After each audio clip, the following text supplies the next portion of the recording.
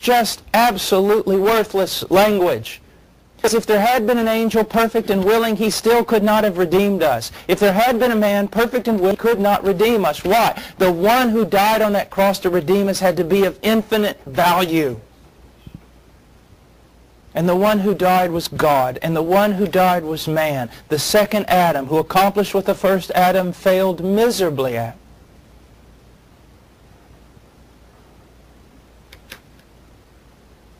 Now, we go on.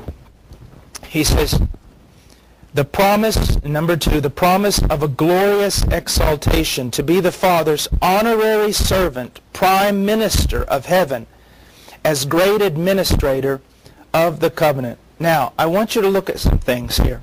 First of all, it is true that Christ came not to be served, but to serve. He says that himself, so we have to take it to heart. But when you think about the servant passages, particularly Philippians chapter 2, I want to give you some caution here, and I want to redirect you possibly in some things. We have this, again, you have no idea how much our view of Christianity has been distorted by a type of Catholic piety that is not a biblical piety. I don't want you to see Christ as so much a slave, as this morbid position given him as servant. I believe that the great emphasis here, even in Philippians 2, was that he was first of all the servant of Yahweh. And that, my friend, is no mean position. That is no small position. He came as a conqueror. He came as a representative from heaven. He came with the authority of God. And primarily, he was not the servant of men. Primarily, he was the servant of God. And even though, yes, there's humility there, there's a humbling, there's a laying aside of Christ, even in his earthly pilgrimage, as having some mean and lowly position, he is the one true servant of Yahweh.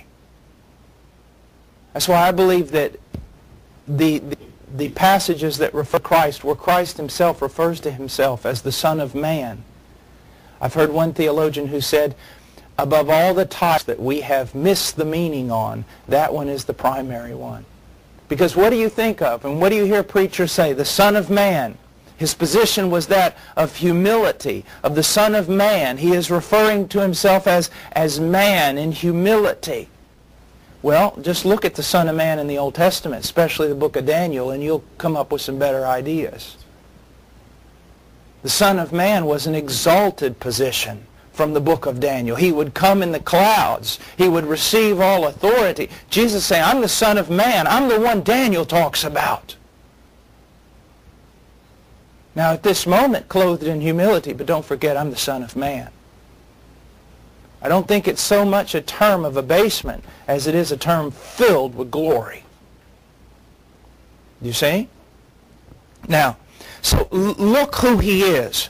As a man, he is the honorary servant. He is the prime minister of heaven. Now, when you look at this, there's glory in it when you just look at the fact that he is this as the Son of God, as God the Son.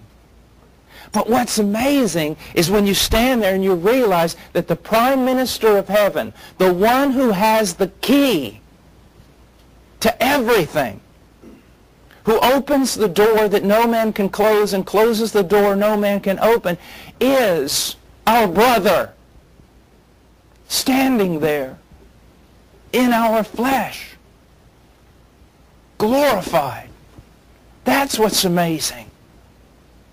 It's absolutely amazing. This is no, well, I don't want to sound trite, but this is family. As I've said before, this is one of us standing there. And so we are not afraid. God in the flesh, yes, but still in the flesh, our flesh, humanity's flesh, glorified and exalted. And as the writer of Hebrews tells us, he's not ashamed to call us brothers. I speak a lot on the judgment of God. I warn Christians even about the judgment. But know this, the first time you look in the face of Christ, whether you die or you meet him in the air, the first time you look in his face, you will not be met with a scowl. Don't fear.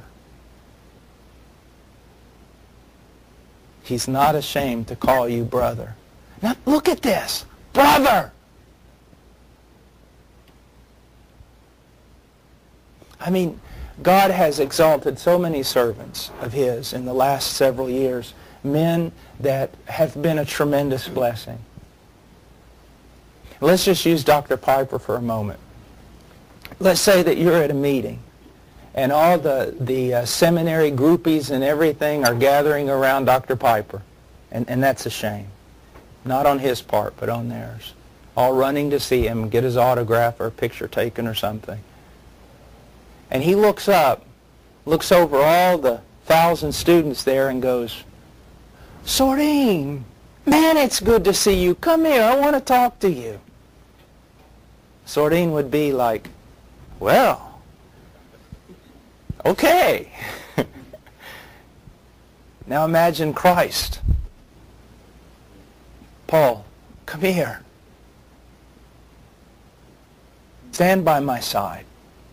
I want you with me. Look, everyone, my brother is here. You see that? He says, I will give thee for a covenant of the people, Isaiah 49:8. In fulfilling the condition of the covenant, he took upon him the of a bondservant himself, even unto death of the cross. For God also, according to the promise of the covenant, hath highly exalted him to the prime ministry of heaven. I love that language right there. When it comes out in heaven, you could say that you could put on Christ's desk, the buck stops here. All authority has been given to me in heaven and earth, he says. He's the prime minister. And given him a name as head of the covenant, which is above every name, he shall bow. Now look at a man's name. The promise, and all numerous as the stars of, he shall see his seed, so shall thy seed be, gently as the stars of Hebrews 12. Even the whole multitude of the elect, all of them, to live by his death and to bear his image. That's what's amazing. Not gathering to himself a people, but he's to himself a people that he has transformed by power of his life. It's amazing. We will not always as we are now. That's hope for me. I don't particularly like a lot of what I see. So there's a great hope of being changed. Also, as this, the believer that God's put in your life that's in the flesh, the image seems a bit foolish. Be very careful you do not despise them.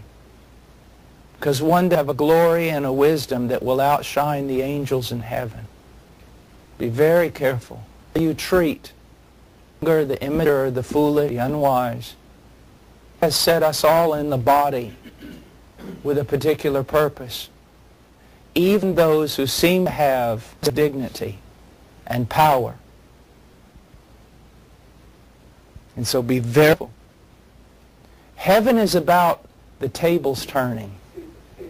Heaven is about the table turning. Do you honestly think that the men you see the most are the ones who will be most glorious in heaven? Do you honestly believe that the preachers are preaching because of their piety? Or some special sanctification? Or some greatness that others lack? Don't you know that the greatest terror of the wise preacher is that he is preaching many times to people more godly than himself, and he's preaching to people that when the tables turn will be more highly exalted than the preacher in heaven? Never forget that. You see, we're Americans. We judge someone by how far up the ladder they've gone. Heaven mostly judges people by how far down the ladder they go as a servant. As a child doth that of his father, he consented to suffer the pangs of death, but they were travailing pains, to issue in a numerous birth. Now, I want us to look at this for a moment.